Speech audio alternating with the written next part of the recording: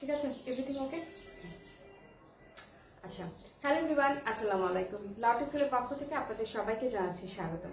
I am Joya Akter, advocate from Dhaka judge court, owner of the lot school. Lot স্কুলের আজকের সেশনে আমরা যে বিষয়টি নিয়ে আলোচনা করব সেটি হচ্ছে দ্য স্পেসিফিক রিয়েল ফ্যাক্ট 1877, অর্থাৎ সুনির্দিষ্ট প্রতিকার আইন 1877। আজকে আমাদের এই সাবজেক্টের উপর লাস্ট ক্লাস, অর্থাৎ 10ম ক্লাস। এর আগে আমরা মোটামুটি প্রথম থেকে নিয়ে 9ম ক্লাস পর্যন্ত আলোচনা করেছিলাম, যেখানে আমরা শুরু থেকে শেষ পর্যন্ত খুব সুন্দর করে আলোচনা করেছিলাম বিষয়গুলো এবং যথেষ্ট এক্সাম্পল এবং সহজভাবে এক্সপ্লেন করার চেষ্টা করেছি। যদি কেউ মিস করে থাকেন তাহলে অবশ্যই আগের ভিডিওগুলো দেখে আসবেন। সো লেকচার শুরু করা যায়। শুরুতেই আমরা আজকে যে ফার্স্ট ধারাটি আলোচনা করব সেটি হচ্ছে ধারা 42, অর্থাৎ সেকশন 42-তে আমাদের ঘোষণামূলক মামলা বা ডিক্লারেশন অফ সুট সম্পর্কে আলোচনা করা হয়েছে। এখানে যে বিষয়টি বলা হচ্ছে, যে কোনো ব্যক্তি যে কিনা আইনসম্মত কোনো বৈশিষ্ট্যের অধিকারী অথবা সম্পত্তিতে কোনো সত্ত্বের অধিকারী, সে ব্যক্তি এই ঘোষণামূলক মামলা দায়ের করতে পারে। অর্থাৎ এখানে দুটি বিষয় বলা হচ্ছে যে ঘোষণামূলক মামলা একজন ব্যক্তি কখন করতে পারেন, দুটি ক্ষেত্রে করতে পারেন। প্রথমত হচ্ছে আপনার বাদীর আইনগত পরিচয় এবং দ্বিতীয়ত হচ্ছে সম্পত্তিতে বাদীর কোনো অধিকার। অর্থাৎ বাদীর যদি আইনগত পরিচয় নিয়ে কেউ কখনো কোনো অর্থাৎ বাদী যদি তার আইনগত পরিচয় নিয়ে প্রশ্নবিদ্ধ হয়, তখন সেই ক্ষেত্রে তিনি ঘোষণামূলক মামলার মাধ্যমে তার আইনগত সম্মতি তার আইনগত পরিচয়টি ঘোষণা করতে পারেন। আর দ্বিতীয়ত যে বিষয়টি হচ্ছে সম্পত্তিতে বাদীর অধিকার, অর্থাৎ আইনগত যে অধিকারটা, সেই বিষয়টা নিয়েও যদি উনি প্রশ্নবিদ্ধ হন, তখন সেই ক্ষেত্রে এই ঘোষণামূলক মামলা দায়েরের মাধ্যমে তিনি বিষয়টি ঘোষণা করতে পারেন। ওকে, একটা ছোট্ট এক্সাম্পলের মাধ্যমে যদি আমরা বিষয়টি ক্লিয়ার করি, ধরুন আপনি একটি প্রপার্টির মালিক। এখন পার্শ্ববর্তী গ্রামের লোকজন ওই জায়গা দিয়ে যাতায়াতের অধিকার দাবি করছে, ঠিক আছে, কিন্তু আপনি পৈতৃক সূত্রে এই সম্পত্তিটার মালিক। তখন সেই ক্ষেত্রে আপনি এই সম্পত্তিতে যে আপনি আইনগত আপনার সম্পত্তিতে অধিকার রয়েছে, সেটার জন্য আপনি কি করতে পারেন, ঘোষণামূলক মামলার মাধ্যমে ঘোষণামূলক মামলার মাধ্যমে আপনার সেই অধিকারটা ঘোষণা করতে পারেন, অর্থাৎ অধিকারটা প্রতিষ্ঠা করতে পারেন। বা আপনার যে প্রপার্টি সেটিতে আপনার আইনগত অধিকার রয়েছে, কিন্তু তবুও পার্শ্ববর্তী একজন প্রতিবেশী আপনার সেই প্রপার্টিতে তার অধিকার দাবি করছে এবং আপনার অধিকারটি অস্বীকার করছে। তখন সেই ক্ষেত্রেও আপনি চাইলে কি করতে পারেন, এই ধারা 42-এর আন্ডারে, অর্থাৎ সুনির্দিষ্ট প্রতিকার আইন 1877-এর ধারা 42-এর আন্ডারে আপনি কি করতে পারেন, ঘোষণামূলক মামলাটা দায়ের করতে পারেন এবং ঘোষণামূলক মামলার মাধ্যমে আপনি কি করতে পারেন, আপনার সেই সম্পত্তিতে যে আপনার আইনগত অধিকার রয়েছে সেটি আপনি প্রতিষ্ঠা করতে পারেন, অর্থাৎ ঘোষণা করতে পারেন। অথবা ধরুন যে আপনার আইনগত পরিচয়, আপনার যে পরিচয়টা সেটাকে যদি কেউ অস্বীকার করে থাকে, এই বিষয়টা নিয়ে যদি আপনি ধরেন কখনো প্রশ্নবিদ্ধ হয়ে থাকেন, তখন সেই ক্ষেত্রে আপনার সেই আইনগত পরিচয়ের বিষয়টি ঘোষণা করার জন্য আপনি কি করতে পারেন, ঘোষণামূলক মামলাটা দায়ের করতে পারেন। এই বিষয়টাই বলা হচ্ছে আপনার ধারা 42, অর্থাৎ যদি বাদী কখনো তার আইনগত পরিচয় নিয়ে প্রশ্নবিদ্ধ হন অথবা সম্পত্তিতে তার অধিকার রয়েছে, এই বিষয়টি নিয়ে যখন প্রশ্নবিদ্ধ হবেন, তখন সেই ক্ষেত্রে ঘোষণামূলক মামলা দায়েরের মাধ্যমে তিনি তার সেই অধিকার ঘোষণার মাধ্যমে প্রতিষ্ঠা করতে পারেন পুনরায়। তবে এখানে একটি বিষয় রয়েছে, সেটি হচ্ছে আপনার যে ক্ষেত্রে বাদী শুধুমাত্র তার সত্ত্বের ঘোষণা ছাড়া আরো কোনো প্রতিকার পাবেন, এই ধরনের বিষয় যদি থেকে থাকে, তখন সেই ক্ষেত্রে আদালত এই ধরনের ঘোষণা প্রদান করবে না। তার মানে যে যদি বাদী সত্ত্ব, অর্থাৎ ওই সম্পত্তিতে তার সত্ত্বের অধিকার ছাড়া আরো আনুষঙ্গিক কোনো প্রতিকার পাবেন, কিন্তু তবুও তিনি তা আদালতের কাছে পেশ করেন, অর্থাৎ সেই বিষয়গুলোর জন্য তিনি দাবি করেন নাই, তখন সেই ক্ষেত্রে আদালত কি করতে পারে, তখন সেই ক্ষেত্রে আদালত এই ধরনের ঘোষণা থেকে বিরত থাকতে, এই ধরনের ঘোষণা প্রদান করবেন না।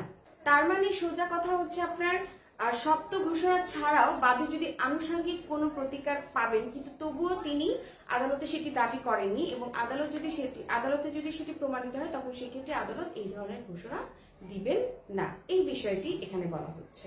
অর্থাৎ আনুষঙ্গিক প্রতিকার যদি থেকে থাকে তখন সেই ক্ষেত্রে আনুষঙ্গিক প্রতিকার সহই কিন্তু ঘোষণামূলক মামলাটা করতে হবে, এটা বাধ্যতামূলক। ঘোষণামূলক মামলায় ঘোষণা দেওয়াটা আদালতের স্বেচ্ছাধীন ক্ষমতা, অর্থাৎ ডিসক্রিশনারি পাওয়ার। তাহলে কোন কোন ক্ষেত্রে আদালত ঘোষণামূলক মামলায় ঘোষণা দিতে অস্বীকার করতে পারে সে বিষয়গুলো যদি আমরা একটু দেখি, তাহলে বিবাদী যদি বাদীর আইনগত পরিচয় এবং মর্যাদার অধিকারটাকে অস্বীকার না করে থাকে তখন সেই ক্ষেত্রে আদালত কি করবেন, ঘোষণামূলক মামলায় ঘোষণা দিবেন না। দ্বিতীয়ত যে বিষয়টি হচ্ছে, আনুষঙ্গিক প্রতিকার থাকা সত্ত্বেও যদি বাদী তা কি করেন, আনুষঙ্গিক প্রতিকার থাকা সত্ত্বেও যদি বাদী তা দাবি না করেন, অর্থাৎ আনুষঙ্গিক প্রতিকার ছাড়া যদি তিনি সত্য ঘোষণার মামলা করে থাকেন তখন সেই ক্ষেত্রে আদালত এই ঘোষণামূলক মামলায় ঘোষণা দিবেন না। আচ্ছা, পরবর্তী যে বিষয়টি হচ্ছে, বাদী তার যে পর্যাপ্ত ক্ষতি হয়েছে এই ক্ষতি প্রমাণে যদি ব্যর্থ হয়ে থাকেন, অর্থাৎ উপযুক্ত প্রমাণ যদি আদালতে দেখাতে না পারেন, বাদী যদি ঘোষণামূলক মামলায় স্থায়ী নিষেধাজ্ঞারও ডিক্রি চেয়ে থাকেন, বাদীর প্রার্থিত অধিকার যদি অন্যভাবে পাওয়া সম্ভব হয়ে থাকে। এরপর হচ্ছে, আদালত যদি কোনো নিষেধাজ্ঞা বা ইনজাংশন জারির মাধ্যমে বাদীর প্রার্থিত যে অধিকারটা, বাদী যে প্রতিকারটা দাবি করেছেন সেটা যদি অলরেডি বিবাদীকে সে কাজ করা থেকে বিরত রেখে থাকে তখন সেই ক্ষেত্রে আদালত ঘোষণামূলক মামলায় ঘোষণা দিতে অস্বীকার করতে পারে। এবং লাস্ট যে বিষয়টি সেটি হচ্ছে, বাদীর প্রার্থিত প্রতিকার, অর্থাৎ বাদী যে প্রতিকারটা দাবি করছেন সেটি যদি বিধিবদ্ধ আইনের পরিপন্থী বা ভিত্তিহীন বা অনাবশ্যক হয়ে থাকে তখন সেই ক্ষেত্রে আদালত এই ঘোষণামূলক মামলায় ঘোষণা মঞ্জুর করতে অস্বীকৃতি জানাতে পারে। তার মানে আমরা যে বিষয়গুলো দেখলাম সেগুলো হচ্ছে, আপনার কিছু কিছু ক্ষেত্রে আদালত কি করতে পারেন, এই ঘোষণামূলক মামলায় ঘোষণা মঞ্জুর করতে অস্বীকার করতে পারেন। সেই কারণগুলো আমি আপনাদের কাছে ইতিমধ্যে আলোচনা করেছি। আশা করি আপনাদের কাছে এ পর্যন্ত যতটুকু আলোচনা করলাম এই 42 ধারায় সেগুলো সম্পূর্ণ ক্লিয়ার। আচ্ছা, এবার যে বিষয়টি বলা হচ্ছে যে এই যে মোকদ্দমাটি করা হবে, অর্থাৎ ঘোষণামূলক মামলা যে করা হবে, এই 42 ধারার আন্ডারে যে ঘোষণামূলক মামলাটি করা হবে সেটি হবে আপনার দেওয়ানি প্রকৃতির মোকদ্দমা। তার মানে যেটা বললাম যে এই 42 ধারার যে ঘোষণামূলক মামলাটা সেটা হচ্ছে আপনার কি দেওয়ানি মোকদ্দমা, অর্থাৎ দেওয়ানি প্রকৃতির মোকদ্দমা। আচ্ছা, এরপর বলা হচ্ছে যে আপনার এক্ষেত্রে ডিক্রি সম্পাদনের জন্য ডিক্রি জারির মামলায় কোনো প্রয়োজন নেই। এর আগেই বলেছি যে আনুষঙ্গিক প্রতিকার থাকলে অবশ্যই কি করতে হবে, আনুষঙ্গিক প্রতিকার সহ প্রতিকার চাইতে হবে, অর্থাৎ সত্য ঘোষণার পাশাপাশি আনুষঙ্গিক প্রতিকার থেকে থাকলে সেটাও যেতে হবে এবং এটা হচ্ছে আপনার বাধ্যতামূলক। ওকে, আর এই আনুষঙ্গিক প্রতিকার সহ অ্যাড ভ্যালোরাম কোর্ট ফিসটা কত হবে আপনার 300 টাকা। তার মানে অ্যাড ভ্যালোরাম কোর্ট ফিস হচ্ছে 300 টাকা। এই ঘোষণামূলক মামলায় অ্যাড ভ্যালোরাম কোর্ট ফিস 300 টাকা প্রদান করে, অর্থাৎ আনুষঙ্গিক প্রতিকার সহ যদি ঘোষণামূলক মামলা হয়ে থাকে তখন সেই ক্ষেত্রে 300 টাকা অ্যাড ভ্যালোরাম কোর্ট ফিস প্রদান করার মাধ্যমে ঘোষণামূলক মোকদ্দমা দায়ের করতে হবে। আরেকটি বিষয়, যেদিন থেকে অস্বীকৃতির কারণটা জানা হবে, অর্থাৎ অস্বীকৃতি জানানোর তারিখ থেকে নিয়ে শুরু করে 6 বছরের মধ্যে কি করতে হবে, তাকে এই ঘোষণামূলক মামলাটা দায়ের করতে হবে এই সুনির্দিষ্ট প্রতিকার আইন 1877 42 ধারা অনুযায়ী। এবং এটি লিমিটেশন অ্যাক্টের কত 120, অর্থাৎ 120, আর এটি হচ্ছে আপনার লিমিটেশন অ্যাক্ট 1908 এর আর্টিকেল 120, অর্থাৎ 120 অনুচ্ছেদ অনুযায়ী এই 6 বছরের মধ্যে তাকে ঘোষণামূলক মোকদ্দমাটা দায়ের করতে হবে। কবে থেকে, যেদিন থেকে নালিশের কারণটি উদ্ভব হবে, অর্থাৎ নালিশের কারণ উদ্ভব হবার দিন থেকে পরবর্তী 6 বছরের মধ্যে এই লিমিটেশন অ্যাক্ট 1908 এর আর্টিকেল 120 এর আন্ডারে 6 বছরের মধ্যে তাকে কি করতে হবে, ঘোষণামূলক মামলা দায়ের করতে হবে। আর বাদীকে কি প্রমাণ করতে হবে, কিছু শর্ত প্রমাণ করতে হবে, পূরণ করতে হবে। সেটা কি, বিবাদী অস্বীকার, অর্থাৎ বিবাদী যে অস্বীকার করেছে তার আইনগত পরিচয় এবং সম্পত্তিতে তার অধিকারটা সেটি প্রমাণ করতে হবে অবশ্যই, এবং মামলার যে বিষয়বস্তু সেইটা অবশ্যই আর্জিতে উল্লেখ থাকবে। এরপর হচ্ছে অন্যান্য প্রতিকার যদি থেকে থাকে, আমি এর আগেও বারবারই বললাম যে আনুষঙ্গিক প্রতিকার যদি থেকে থাকে অবশ্যই কি করতে হবে, আনুষঙ্গিক প্রতিকার সহ তাকে ঘোষণামূলক মোকদ্দমাটা করতে হবে এবং এই বিষয়গুলো আর্জিতে উপস্থাপন করতে হবে। আশা করি আপনাদের কাছে এই 42 ধারাটা সম্পূর্ণ ক্লিয়ার। ওকে, আমরা যদি তাহলে মোরওভার আবার একটু ক্লিয়ার করি বিষয়টি, সেটি দেখা যাচ্ছে যে ধারা 42 অর্থাৎ সুনির্দিষ্ট প্রতিকার আইন 1877 এর ধারা 42 এ ঘোষণামূলক মামলা বা ডিক্লারেশন অফ সুট সম্পর্কে বলা হচ্ছে এইখানে টোটাল 2টি ক্ষেত্রে বাদী ঘোষণামূলক মোকদ্দমা দায়ের করতে পারেন। দুটি কারণ কি কি? বাদীর আইনগত পরিচয় এবং দ্বিতীয়ত হচ্ছে আপনার সম্পত্তিতে বাদীর কোনো অধিকার। এই দুটি বিষয় নিয়ে যখন বাদী প্রশ্নবিদ্ধ হবে তখন সেই ক্ষেত্রে তিনি এই 42 ধারার আন্ডারে ঘোষণামূলক মোকদ্দমা দায়ের করতে পারেন। আচ্ছা, এরপর বলা হচ্ছে যে যদি আনুষঙ্গিক প্রতিকার থেকে থাকে, অর্থাৎ সত্য ঘোষণার মামলায় যদি আনুষঙ্গিক প্রতিকার থেকে থাকে তাহলে অবশ্যই আনুষঙ্গিক প্রতিকার সহ তাকে ঘোষণামূলক মোকদ্দমা করতে হবে এবং এটা বাধ্যতামূলক। যদি তিনি আনুষঙ্গিক প্রতিকার ছাড়া শুধুমাত্র সত্য ঘোষণার মামলা করে থাকেন তখন সেই ক্ষেত্রে আদালত ঘোষণা দিবেন না। আচ্ছা, আর এই ঘোষণামূলক মামলায় যদি আর আনুষঙ্গিক প্রতিকার সহ যখন ঘোষণামূলক মোকদ্দমাটি করা হবে তখন সেই ক্ষেত্রে অ্যাড ভ্যালোরাম কোর্ট ফিস হবে 300 টাকা হারে। আর লিমিটেশন অ্যাক্ট 1908 এর আর্টিকেল 120 এর আন্ডারে 6 ইয়ার্স এর মধ্যে অর্থাৎ 6 বছরের মধ্যে তাকে নালিশের কারণ উদ্ভব হবার তারিখ থেকে 6 বছরের মধ্যে তাকে ঘোষণামূলক মোকদ্দমাটা দায়ের করতে হবে। আর ঘোষণামূলক মামলায় ঘোষণা দেয়া আদালতের স্বেচ্ছাধীন ক্ষমতা অর্থাৎ বিবেচনামূলক ক্ষমতা, কিন্তু কিছু কিছু ক্ষেত্রে আদালত কি করবে? এই ঘোষণামূলক মামলায় ঘোষণা দিতে অস্বীকার করতে পারেন। সে বিষয়গুলো কি কি? সেগুলো হচ্ছে যে প্রথমত যদি আনুষঙ্গিক প্রতিকার থাকা সত্ত্বেও আনুষঙ্গিক প্রতিকার না চেয়ে থাকে তবে সেই ক্ষেত্রে আদালত ঘোষণামূলক মামলায় ঘোষণা দিতে অস্বীকৃতি জানাবেন। এছাড়াও আপনার যদি বাদীর যে অধিকারটা সেটি যদি অস্বীকার না করে থাকে তখন সেই ক্ষেত্রে পরবর্তীতে হচ্ছে আপনার যদি বিবাদীর কাছ থেকে যে ক্ষতিটা হয়েছে তার সেটি যদি প্রমাণ করতে ব্যর্থ হয়ে থাকে, অর্থাৎ যথেষ্ট কারণ যদি প্রমাণ করতে উপযুক্ত কারণ যদি আদালতে প্রমাণ করতে ব্যর্থ হয়ে থাকে তখন সেই ক্ষেত্রে আদালত ঘোষণামূলক মামলায় ঘোষণা দিতে বাধ্য নন। আচ্ছা, এরপর হচ্ছে কি?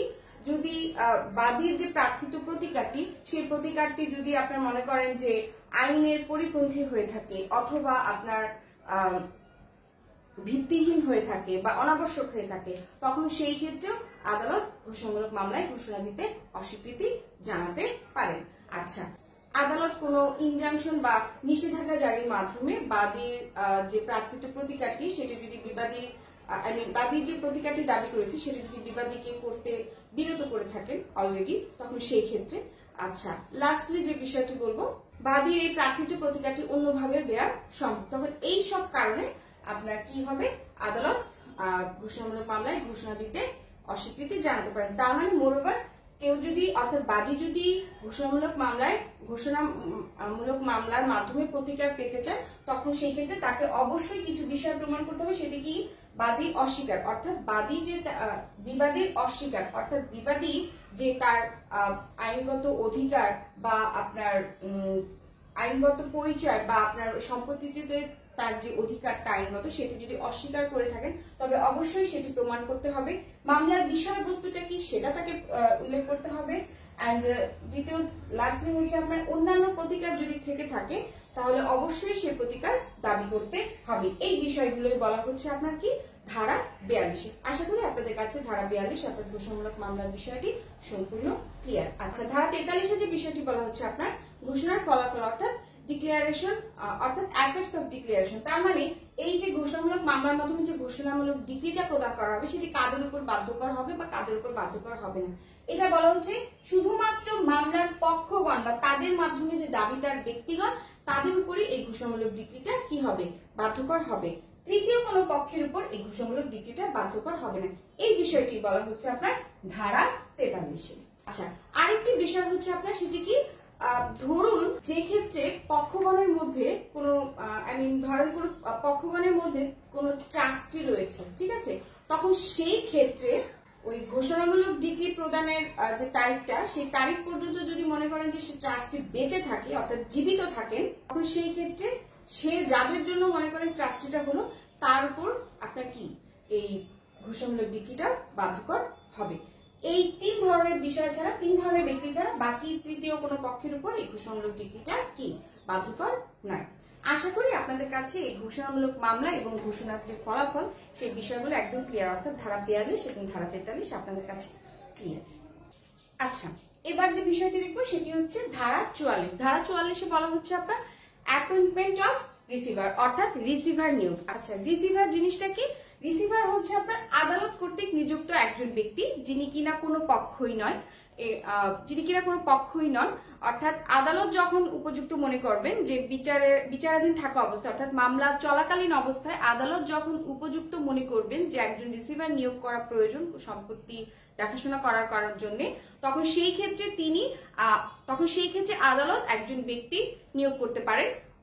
উনি হবেন রিসিভার হিসেবে নিয়োজিত, অর্থাৎ যিনি কোনো পক্ষ নন এমন কোনো ব্যক্তি যিনি আদালত কর্তৃক নিযুক্ত, যে মামলা চলাকালীন অবস্থায় অর্থাৎ মামলাটি বিচারাধীন থাকা অবস্থায় ওই সম্পত্তির যাবতীয় দেখাশোনা সম্পূর্ণ দায়ভার সম্পূর্ণ কাজকর্ম ওই রিসিভারই করে থাকবেন। এমন ব্যক্তি হচ্ছে আপনার রিসিভার, যিনি আদালত কর্তৃক নিযুক্ত হবেন এবং আদালতের নির্দেশ অনুযায়ী যা যা করণীয় ওই সম্পত্তির জন্য তাই তিনি করবেন। এই হচ্ছে রিসিভার। আচ্ছা, তার মানে রিসিভার নিয়োগ করা কি? আদালতের সম্পূর্ণ স্বেচ্ছাধীন ক্ষমতা এবং আদালত মামলা চলাকালীন অবস্থায় যে কোনো সময় রিসিভার নিয়োগ করতে পারেন, অর্থাৎ সেটি ডিক্রির আগেও হতে পারে আবার ডিক্রির পরেও হতে পারে। ওকে, আর এই যে রিসিভার নিয়োগের যে বিষয়টি অর্থাৎ রিসিভারের দায়িত্ব কর্তব্য এই সব কিছু আপনার কি হবে? সিপিসি এর আন্ডারে হবে, অর্থাৎ দেওয়ানি কার্যবিধির আপনার আদেশ 40-এর বিধি 1 অনুযায়ী এই রিসিভার নিয়োগের পুরো প্রসিডিউরটা ফলো করা হবে। সো আমরা যখন সিপিসিটা আলোচনা করব অর্থাৎ দেওয়ানি কার্যবিধি ক্লাস যখন আমরা স্টার্ট করব তখন আমরা এই রিসিভারের বিষয়টি আরো ব্রিফলি জানতে পারবো।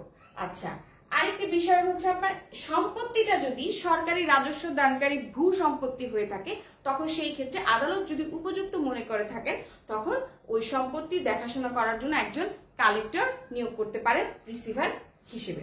তার মানে মোরওভার এই রিসিভার সম্পর্কে আমরা সুনির্দিষ্ট প্রতিকার আইন 1877 যে বিষয়টি বুঝলাম সেটি হচ্ছে ধারা 44-এ এই অ্যাপয়েন্টমেন্ট অফ রিসিভার সম্পর্কে বলা হচ্ছে। এখানে বলা হচ্ছে যে রিসিভার নিয়োগ করা আদালতের সম্পূর্ণ স্বেচ্ছাধীন ক্ষমতা, আদালত ডিক্রির আগে অথবা ডিক্রির পরে যে কোনো সময় মামলা চলাকালীন অবস্থায় তিনি উপযুক্ত মনে করলেন একজন রিসিভার নিয়োগ করতে পারেন। আর রিসিভার কে হবেন সেটা হচ্ছে আপনার এমন কোনো ব্যক্তি যিনি আদালত কর্তৃক নিযুক্ত, অর্থাৎ মামলার কোনো পক্ষই তিনি নন, আদালত কর্তৃক নিযুক্ত এবং আদালতের নির্দেশাবলী পালন করবেন তিনি। আচ্ছা, আর হচ্ছে আপনার এই সম্পত্তিটা যদি ভূ সম্পত্তি হয়ে থাকে অর্থাৎ সরকারি রাজস্ব দানকারী ভূ সম্পত্তি হয়ে যদি থাকে তখন সেই ক্ষেত্রে আদালত রিসিভার হিসেবে একজন কালেক্টর নিয়োগ করতে পারেন। আর এই রিসিভার নিয়োগের সম্পূর্ণ প্রসিডিউরটা আপনার সিপিসি এর রুলস ফলো হবে, অর্থাৎ সিপিসি এর অর্ডার 40 এর রুল 1 এর যে প্রসিডিউরটা আছে সেই প্রসিডিউরটা ফলো করে এই রিসিভারটা নিয়োগ করা হবে এবং রিসিভারের সকল দায়িত্ব কর্তব্য ওই সিপিসি এর আন্ডারে দেখা হবে অর্থাৎ ফলো করা হবে। আশা করি আপনাদের কাছে এই 44 ধারা অর্থাৎ সুনির্দিষ্ট প্রতিকার আইন 1877 এর ধারা 44 এর যে রিসিভার নিয়োগের বিষয়টি সেটি সম্পূর্ণ ক্লিয়ার। ওকে, এবার আমরা যে বিষয়টি আলোচনা করব খুবই গুরুত্বপূর্ণ একটি বিষয়, সেটি হচ্ছে নিষেধাজ্ঞা। আচ্ছা, সুনির্দিষ্ট প্রতিকার আইন 1877 এর ধারা 52 থেকে আমাদের নিষেধাজ্ঞার বিষয়টি আলোচনা করা হয়েছে। শুরুতেই ধারা 52-তে যেটি বলা হচ্ছে সেটি হচ্ছে আপনার preventive relief, I mean how to granted the preventive relief.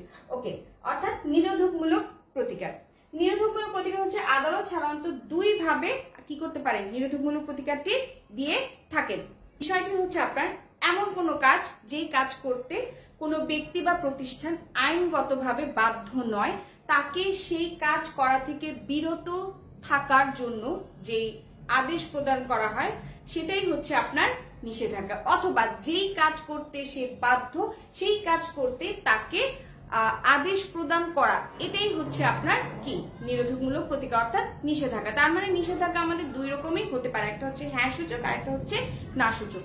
তার মানে মোরওভার যেটি বলতে চাচ্ছি আমি যে যখন কোনো ব্যক্তি বা প্রতিষ্ঠান আইনগত কোনো কাজ করতে বাধ্য নয় তখন তাকে আদালত যে আদেশ দ্বারা এই কাজ করা থেকে বিরত থাকার নির্দেশ প্রদান করেন, এবং যখন সে কোনো কাজ করতে বাধ্য আইনগত কোনো ব্যক্তি বা প্রতিষ্ঠান তখন তাদেরকে যে আদেশ দ্বারা সেই কাজ করতে বাধ্য করা হয় আদালত, বাধ্য করেন আদালত, সেটাই হচ্ছে আমাদের প্রতিকার অর্থাৎ নিরোধকমূলক সেটাই হচ্ছে আমাদের নিষেধাজ্ঞা।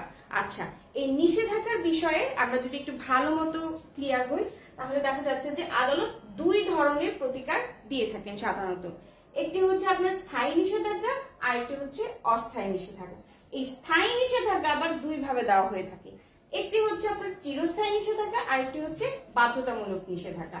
ওকে, এবার দেখা যাচ্ছে যে নিবারণমূলকের দিক থেকে, অর্থাৎ এবার দেখা যাচ্ছে যে নিবারণের দিক থেকে এই নিষেধাজ্ঞা আবার দুই প্রকার। একটি কি, একটি হচ্ছে আপনার প্রতিরোধমূলক নিষেধাজ্ঞা, আর একটি হচ্ছে দেওয়ানিমূলক, আর একটি হচ্ছে নিরোধমূলক নিষেধাজ্ঞা। মানে মোরওভার যে বিষয়টি বলা হচ্ছে, আদালত দুই ভাবে নিরোধকমূলক প্রতিকারটা দিয়ে থাকেন। সেগুলো কি কি, একটি হচ্ছে স্থায়ী নিষেধাজ্ঞা, আর একটি হচ্ছে অস্থায়ী নিষেধাজ্ঞা। ওকে, এখন এই স্থায়ী নিষেধাজ্ঞাই হচ্ছে আপনার দুই ধরনের, একটা হচ্ছে আপনার চিরস্থায়ী নিষেধাজ্ঞা, আর একটি হচ্ছে বাধ্যতামূলক নিষেধাজ্ঞা। আর দেওয়ানি কার্যবিধি অনুযায়ী নিষেধাজ্ঞা হচ্ছে আবার তিন প্রকার। সেগুলো কি কি, একটা হচ্ছে আপনার অন্তর্বর্তীকালীন নিষেধাজ্ঞা, আর একটা হচ্ছে অস্থায়ী নিষেধাজ্ঞা, আর লাস্ট হচ্ছে আপনার স্থায়ী নিষেধাজ্ঞা। আচ্ছা, তার মানে মোরওভার এই নিষেধাজ্ঞার বিষয়টি যেটি বুঝলাম যে এসআর অ্যাক্ট অর্থাৎ সুনির্দিষ্ট প্রতিজ্ঞা 1877 সাধারণত দুই প্রকার নিষেধাজ্ঞার কথা এখানে বলা হচ্ছে, চিরস্থায়ী নিষেধাজ্ঞা, অস্থায়ী নিষেধাজ্ঞা। আর 52 ধারায় আমাদের তিন ধরনের নিষেধাজ্ঞার কথা আমরা দেখলাম। আচ্ছা, আর আদালত প্রতিকার দিয়ে থাকেন কিভাবে, কয় ভাবে, দুই ভাবে প্রতিকার দিয়ে থাকেন। কি কি, একটি হচ্ছে আপনার প্রতিরোধমূলক প্রতিকার, আর একটি হচ্ছে নিরোধমূলক প্রতিকার। আর এই নিষেধাজ্ঞার যে বিষয়টি, সেটি সম্পূর্ণ আদালতের স্বেচ্ছাধীন ক্ষমতা, অর্থাৎ আদালত তার ডিসক্রিশনারি পাওয়ার ব্যবহার করে এই নিষেধাজ্ঞাটি আদেশ দিতে পারেন। আশা করি আপনাদের কাছে 52 ধারায় যে নিষেধাজ্ঞা অর্থাৎ নিরোধমূলক প্রতিকারের বিষয়টি একদম ক্লিয়ার। এবার আমরা বিষয়গুলো পার্ট বাই পার্ট আলোচনা করব। আচ্ছা, শুরুতেই আমরা ধারা 53তে দেখব। এখানে দুটি নিষেধাজ্ঞার কথা বলা হচ্ছে, একটি হচ্ছে অস্থায়ী নিষেধাজ্ঞা, আর একটি হচ্ছে চিরস্থায়ী নিষেধাজ্ঞা। অর্থাৎ অস্থায়ী নিষেধাজ্ঞা এবং চিরস্থায়ী নিষেধাজ্ঞার যে সংজ্ঞাটা, সেই বিষয়টাই এই 53 ধারায় আলোচনা করা হয়েছে। শুরুতেই আমরা অস্থায়ী নিষেধাজ্ঞা সম্পর্কে আলোচনা করব। এখানে বলা হচ্ছে যে একটি নির্দিষ্ট সময় পর্যন্ত বা আদালতের পরবর্তী নির্দেশ না দেওয়া পর্যন্ত এই অস্থায়ী নিষেধাজ্ঞাটা বলবৎ থাকে। আর এই অস্থায়ী নিষেধাজ্ঞাটা আদালত মামলার যে কোনো অবস্থায় দিতে পারেন, অর্থাৎ মামলা বিচারাধীন থাকা অবস্থায় আদালত যে কোনো সময় উপযুক্ত মনে করলে এই অস্থায়ী নিষেধাজ্ঞাটা মঞ্জুর করতে পারেন।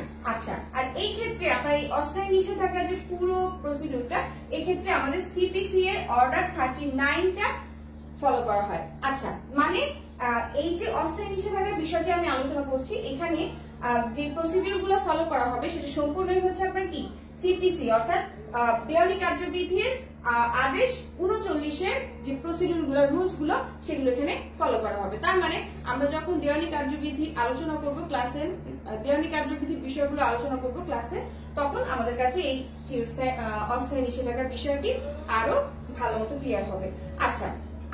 আচ্ছা, আরেকটি বিষয় এখানে বলা হচ্ছে যে এই অস্থায়ী নিষেধাজ্ঞার ক্ষেত্রে আপনার মামলা বিরোধীয় সম্পত্তি নিষ্পত্তি না হওয়া পর্যন্ত আদালত যদি উপযুক্ত মনে করে, অর্থাৎ প্রয়োজন যদি মনে করে, তখন সেক্ষেত্রে তিনি অন্তর্বর্তীকালীন নিষেধাজ্ঞা প্রদান করতে পারেন। আচ্ছা, এরপর বলা হচ্ছে আপনার এই যে অস্থায়ী নিষেধাজ্ঞাটা প্রদান করা হবে, সেই ক্ষেত্রে আদালতকে কিছু নীতিমালা অনুসরণ করতে হবে। অর্থাৎ অস্থায়ী নিষেধাজ্ঞা মঞ্জুর করার ক্ষেত্রে আদালতকে কিছু নীতিমালা অনুসরণ করতে হয়। সেগুলো কি কি, প্রথমত হচ্ছে আপনার প্রাইমা ফেসিয়া কেস, অর্থাৎ একটি মামলা রয়েছে এবং মামলাটি কি বিষয় রয়েছে সেই বিষয়টি এখানে ফলো করতে হবে, অর্থাৎ অনুসরণ করতে হবে, অর্থাৎ মামলার বিষয়বস্তুটা অনুসরণ করতে হবে। দ্বিতীয়ত হচ্ছে আপনার অপরিণীয় ক্ষতি, অর্থাৎ এই মামলার বিষয়, দ্বিতীয়ত হচ্ছে আপনার অপরিণীয় ক্ষতি, অর্থাৎ এই অস্থায়ী নিষেধাজ্ঞাটা যদি মঞ্জুর না করা হয়, তখন সেই ক্ষেত্রে বড় ধরনের ক্ষতি হতে পারে, অর্থাৎ যে ক্ষতিটা পূরণ করা পসিবল না। থার্ড যে বিষয়টি বলা হচ্ছে ব্যালেন্স অফ কনভিনিয়েন্স, অর্থাৎ মামলার সঠিক ভারসাম্য, অর্থাৎ এই অস্থায়ী নিষেধাজ্ঞাটা প্রদান করলে মামলার যে ভারসাম্যটা সেটা সঠিক হবে। এই বিষয়গুলো অনুসরণ করে আদালত অস্থায়ী নিষেধাজ্ঞাটা মঞ্জুর করতে পারে। আর এই ক্ষেত্রে অস্থায়ী নিষেধাজ্ঞার আদেশের বিরুদ্ধে আদালত সংক্ষুব্ধ ব্যক্তি চাইলে কি করতে পারে, আপিল বা রিভিউ দায়ের করতে পারে। ওকে, 52, ওকে, তাহলে 52 ধারায়, তাহলে আমরা 52 আর 53 ধারার বিষয়টা যদি আবার একটু ক্লিয়ার করি, 52 ধারায় আমরা টোটাল যে নিরোধকমূলক প্রতিকার অর্থাৎ প্রিভেন্টিভ রিলিফের যে বিষয়টা সেটা নিয়ে আলোচনা করলাম এবং এই ক্ষেত্রে আমরা জানতে পারলাম যে টোটাল কয় ধরনের প্রতিকার সুনির্দিষ্ট প্রতিকার আইনের আন্ডারে আদালত দিয়ে থাকে, আর হচ্ছে আপনার কয় ধরনের নিষেধাজ্ঞা রয়েছে এই বিষয়গুলো নিয়ে আমরা 52 ধারায় আলোচনা করেছি। আর 53 ধারায় আমরা দেখলাম দুটি বিষয় এখানে বলা হয়েছে, একটি হচ্ছে আপনার চিরস্থায়ী নিষেধাজ্ঞা আর হচ্ছে অস্থায়ী নিষেধাজ্ঞা। আর প্রথমত আমরা অস্থায়ী নিষেধাজ্ঞার যে বিষয়টি দেখলাম যে একটি নির্দিষ্ট সময় পর্যন্ত অর্থাৎ একটি নির্দিষ্ট সময় পর্যন্ত বা আদালতের পরবর্তী নির্দেশ না দেওয়া পর্যন্ত কি হয় এই অস্থায়ী নিষেধাজ্ঞাটা বলবৎ থাকে এবং এই অস্থায়ী নিষেধাজ্ঞা মঞ্জুর করা আদালতের স্বেচ্ছাধীন ক্ষমতা এবং আদালত মামলার যে কোনো অবস্থায় অস্থায়ী নিষেধাজ্ঞাটা প্রদান করতে পারে এবং বিরোধীয় সম্পত্তির নিষ্পত্তি না হওয়া পর্যন্ত অর্থাৎ পক্ষদ্বয়ের মধ্যে বিরোধীয় সম্পত্তির নিষ্পত্তি না হওয়া পর্যন্ত আদালত যদি উপযুক্ত মনে করে অর্থাৎ প্রয়োজন হলে তিনি অন্তর্বর্তীকালীন নিষেধাজ্ঞাটাও দিতে পারেন। আর এই অস্থায়ী নিষেধাজ্ঞার পুরো বিষয়টা আমাদের সিপিসি এর অর্ডার 39 এর রুলস গুলো ফলো করতে হবে। আচ্ছা, আরেকটি বিষয় যেটি দেখলাম এই অস্থায়ী নিষেধাজ্ঞা মঞ্জুর করার ক্ষেত্রে আদালত কিছু নীতিমালা অনুসরণ করে থাকেন। সেগুলো কি কি? সেগুলো হচ্ছে প্রথমত প্রাইমা ফেসিয়া কেস যেটা সেটা দেখা হয়, তৃতীয়ত হচ্ছে আপনার অপূরণীয় যে ক্ষতিটা অর্থাৎ এই নিষেধাজ্ঞা মঞ্জুর না করলে অপূরণীয় যে ক্ষতিটা হবে সেটা পূরণ করা পসিবল না কোনোভাবে, সেই বিষয়টি যদি থেকে থাকে তখন সেই ক্ষেত্রে আদালত নিষেধাজ্ঞা মঞ্জুর করতে পারে অর্থাৎ অস্থায়ী নিষেধাজ্ঞা মঞ্জুর করতে পারে। আর লাস্টে যেটা দেখলাম সেটা হচ্ছে ব্যালেন্স অফ কনভিনিয়েন্স অর্থাৎ মামলার সঠিক ভারসাম্য অর্থাৎ এই অস্থায়ী নিষেধাজ্ঞাটা প্রদান করা হলে মামলার সঠিক ভারসাম্যটি বজায় থাকবে এবং এর বিরুদ্ধে অর্থাৎ এই অস্থায়ী নিষেধাজ্ঞার আদেশের বিরুদ্ধে আদালত চাইলে কি করতে পারেন এই অস্থায়ী নিষেধাজ্ঞার আদেশের বিরুদ্ধে সংশ্লিষ্ট ব্যক্তি চাইলে কি করতে পারে আপিল বা রিভিউ করতে পারে। আশা করি আপনাদের কাছে এই 53 ধারার অস্থায়ী নিষেধাজ্ঞার বিষয়টি একদম ক্লিয়ার। ওকে, এবার আমরা 53 ধারার বাকি যে অংশটুকু অর্থাৎ চিরস্থায়ী নিষেধাজ্ঞার বিষয়টি দেখব। চিরস্থায়ী নিষেধাজ্ঞায় বলা হচ্ছে যে মামলার শেষে অর্থাৎ মামলার শুনানির পরে মামলার যে গুণাগুণ সেই গুণাগুণের উপর ভিত্তি করে যে নিষেধাজ্ঞাটা প্রদান করা হয় সেটাই হচ্ছে আপনার চিরস্থায়ী নিষেধাজ্ঞা। এই চিরস্থায়ী নিষেধাজ্ঞাটা প্রদান করা হয় কিভাবে?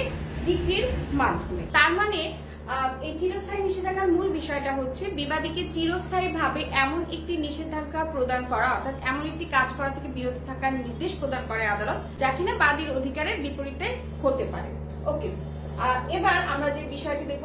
আচ্ছা, ওকে, আর এই নিষেধাজ্ঞা অর্থাৎ এই চিরস্থায়ী নিষেধাজ্ঞার মামলাটাও আপনাকে কি করতে হবে 6 বছরের মধ্যে দায়ের করতে হবে অর্থাৎ ডিগ্রি প্রদানের পরবর্তী থেকে অর্থাৎ ডিগ্রি শুনানির দিন পর থেকে পরবর্তী 6 বছরের মধ্যে চিরস্থায়ী নিষেধাজ্ঞার মামলাটা দায়ের করতে হবে। সেটা কত? আর্টিকেল 120 অর্থাৎ লিমিটেশন অ্যাক্ট 1908 এর আর্টিকেল 120 এর আন্ডারে 6 ইয়ার্স এর মধ্যে আপনাকে এই চিরস্থায়ী নিষেধাজ্ঞার জন্য মামলাটা দায়ের করতে হচ্ছে। আর এটা হচ্ছে আপনার মূল মামলা এবং এই ক্ষেত্রে আপনার কি এসআর অ্যাক্টের যে প্রসিডিউরটা সেটাই প্রযোজ্য অর্থাৎ এসআর অ্যাক্ট দ্বারাই এই চিরস্থায়ী নিষেধাজ্ঞার বিষয়টি নিয়ন্ত্রিত। ওকে, আর এই ক্ষেত্রে আপনি কি করতে পারেন আপিল বা রিভিউ করতে পারেন অর্থাৎ সংক্ষুব্ধ ব্যক্তি চাইলে কি করতে পারে আপিল বা রিভিউ করতে পারে। তার মানে আমরা অস্থায়ী এবং চিরস্থায়ী নিষেধাজ্ঞার দুটি বিষয় দেখলাম যে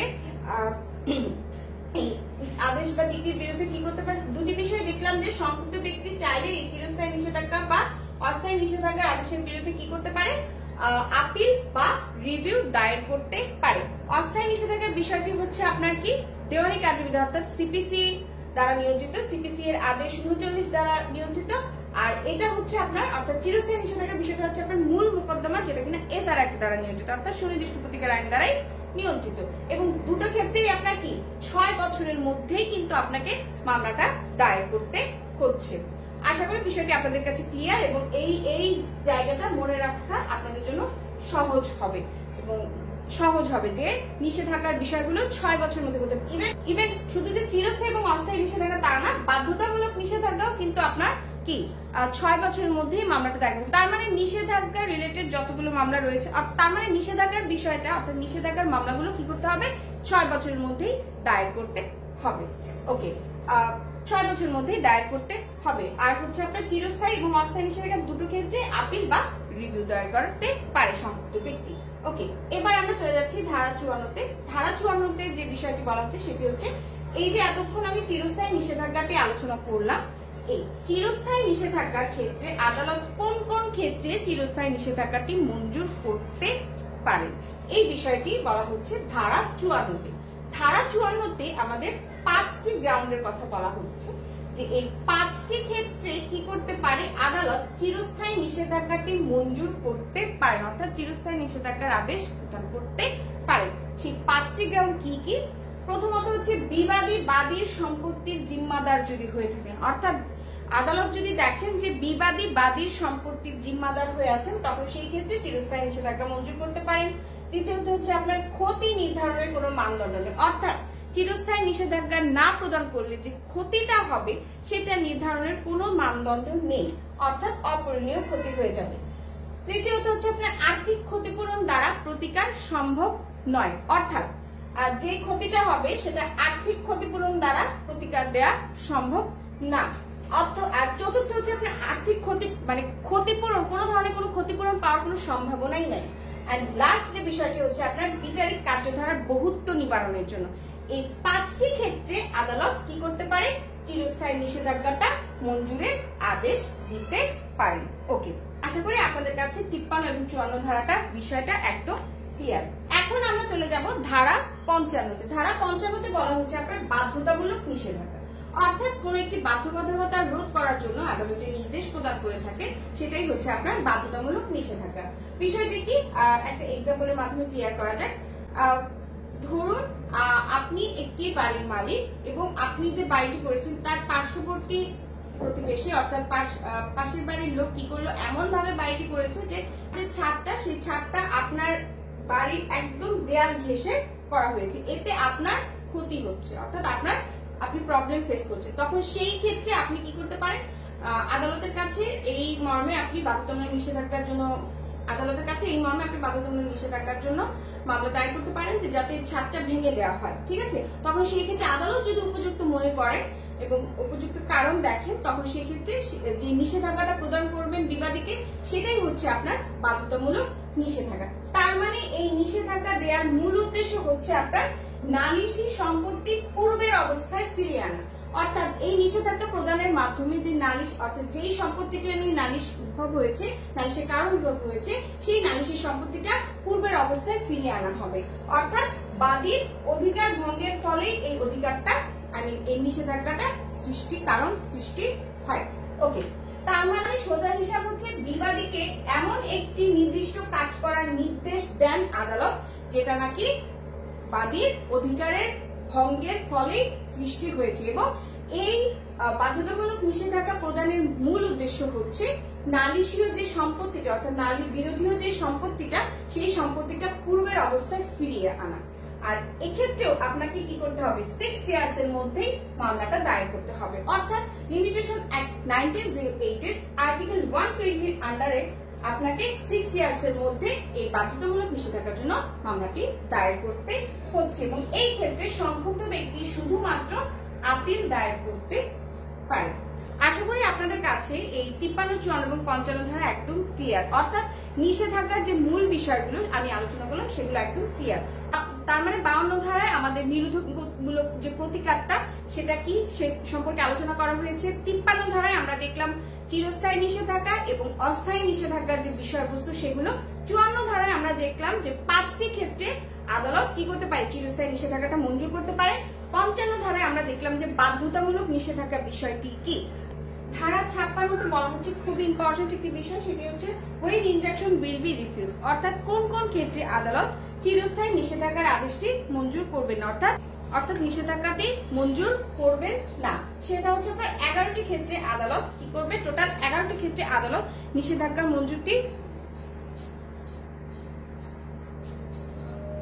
নিষেধাজ্ঞাটি না মঞ্জুর অর্থাৎ প্রত্যাখ্যান করতে পারেন। সেই 11টি গ্রাউন্ড কি কি? প্রথমত বিচার বিভাগীয় কার্যক্রম স্থগিত করার ক্ষেত্রে। দ্বিতীয়ত হচ্ছে আপনার অধীনস্থ নয় এমন আদালতের কার্যক্রম স্থগিত করার ক্ষেত্রে, অর্থাৎ মামলাটি অধীনস্থ নয় যে আদালতে, সেই আদালতের কার্যক্রম স্থগিত করার ক্ষেত্রে। তৃতীয়ত হচ্ছে আপনার আইনানুগ কর্তৃপক্ষের নিকট আবেদন করা থেকে বিরত রাখতে। চতুর্থ হচ্ছে সরকারি বা বিদেশি সরকারের কোনো কাজে হস্তক্ষেপ করার জন্য, অর্থাৎ সরকার অথবা বিদেশি কোনো সরকারের কোনো কাজে হস্তক্ষেপ করার জন্য যদি নিষেধাজ্ঞা চাওয়া হয় তখন সেই ক্ষেত্রে। আচ্ছা, পঞ্চম যে বিষয়টি হচ্ছে অর্থাৎ 5 নাম্বার, ফৌজদারি কোনো কার্যক্রম স্থগিত রাখার জন্য যদি কেউ নিষেধাজ্ঞার আবেদন করে থাকে অর্থাৎ নিষেধাজ্ঞা জারির মামলা করে থাকে। এরপর হচ্ছে আপনার যেই চুক্তি কার্যকর করা যায় না তা ভঙ্গ নিরোধের জন্য যদি নিষেধাজ্ঞা চাওয়া হয়ে থাকে। এরপর হচ্ছে উৎপাত নিরোধের জন্য যদি কোনো নিষেধাজ্ঞা চাওয়া হয়ে থাকে। তারপর হচ্ছে মামলার যে বিষয়বস্তু সেই বিষয়বস্তুতে আবেদনকারীর কোনো স্বার্থই নেই এমন কোনো ব্যক্তি যদি কোনো নিষেধাজ্ঞা চেয়ে থাকে, অর্থাৎ এমন নিষেধাজ্ঞা যদি চাওয়া হয়ে থাকে তখন সেই ক্ষেত্রে সেই নিষেধাজ্ঞাটা আদালত নামঞ্জুর করতে পারেন। আচ্ছা, এরপর হচ্ছে বাদীর মৌন সম্মতি আছে তখন সেই ক্ষেত্রে। আচ্ছা, তারপর হচ্ছে আবেদনকারীর আচরণ এমন, অর্থাৎ যে নিষেধাজ্ঞাটি চেয়েছে সেই ব্যক্তির আবেদনটি এমন। আচ্ছা, এখানে একটি বিষয় আমি একটু ক্লিয়ার করি, সেটা হচ্ছে মামলার বিষয়বস্তুতে আবেদনকারীর স্বার্থ না, অর্থাৎ এমন কোন ব্যক্তি আবেদন করেছে যার নাকি মামলার বিষয়বস্তুতে কোনো স্বার্থই নেই, ঠিক আছে, তখন সে যদি কোনো নিষেধাজ্ঞা চেয়ে থাকে তখন সেই ক্ষেত্রে আদালত তা কি করবে, নামঞ্জুর বা প্রত্যাখ্যান করতে পারে। আচ্ছা, এবার যেটা বললাম যে আবেদনকারীর আচরণ এমন যা আদালতের সাহায্য থেকে বঞ্চিত করে, অর্থাৎ আবেদনকারী যে আবেদন করেছে নিষেধাজ্ঞার জন্য তার আচরণটা এমন এত রুক্ষ যা কিনা আদালতের যে সাহায্য সেই সাহায্য থেকে তাকে বঞ্চিত করে। ওকে, এরপর বলা হচ্ছে আপনার জিম্মাদার জিম্মা ভঙ্গের মোকদ্দমা ব্যতীত যদি সমপরিমাণ কোনো প্রতিকার চেয়ে আদেশ করে নিষেধাজ্ঞার আবেদন করে থাকে তখন সেই ক্ষেত্রে আদালত নিষেধাজ্ঞাটি নামঞ্জুর বা প্রত্যাখ্যান করতে পারেন। এই হচ্ছে আপনার টোটাল 11টা গ্রাউন্ড যেই ক্ষেত্রে আদালত কি করতে পারে, নিষেধাজ্ঞাটা নামঞ্জুর বা প্রত্যাখ্যান করতে পারেন। ধারা 56 খুবই ইম্পর্টেন্ট, প্রিলির জন্য যেমন ইম্পর্টেন্ট রিটেনের জন্য ইম্পর্টেন্ট। আশা করি বিষয়টি আপনাদের কাছে ক্লিয়ার। আচ্ছা, ধারা 57 হচ্ছে আপনার সিম্পল একটা বিষয় বলা হচ্ছে, এখানে বলা হচ্ছে যে যেই ক্ষেত্রে আপনার কোন চুক্তি